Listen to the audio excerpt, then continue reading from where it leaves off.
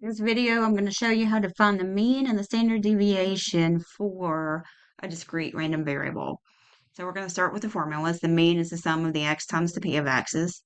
The standard deviation is the square root of the variance, and the variance formula is the sum of the x minus the mean squared times p of x's.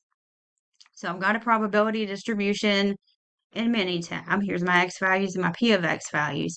And we're going to start with the mean. And we're going to have StatCrunch calculate. So we're going to use the calculator.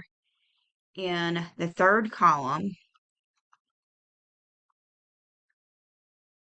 the x values times the p of x values. So it's going to take each x multiplied by the p of x, and it's going to store it in C3. So there's all those values. And to find the mean, all we do is we add all of those up. And I'm going to make Minitab do that. So I'm going to have it find the sum of everything in C3. And we're going to put that in C4. So it's going to find the sum of each x times p of x. And there is our mean for that distribution.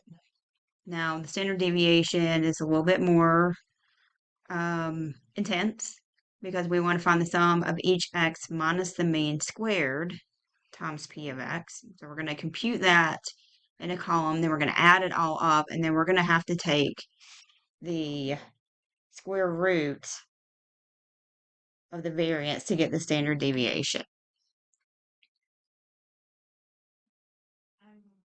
So how do we do that? We're going to go to calculator.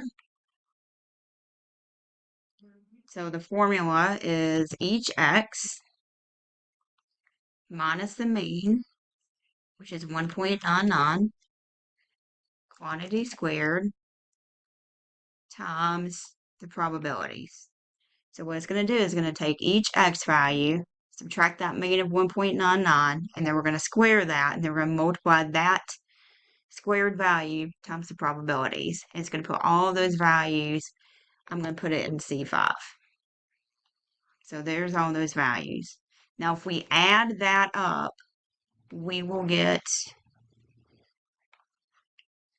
the variance. So calculator.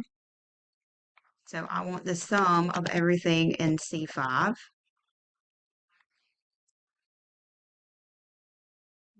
And there's my variance. If I want the standard deviation, we have to take the square root of that. So use the calculator. So square root of the value in C6. And we'll put that in C7. So there's our variance. So we found the mean and we found the we found the mean and we found the standard deviation. This is the variance for that distribution.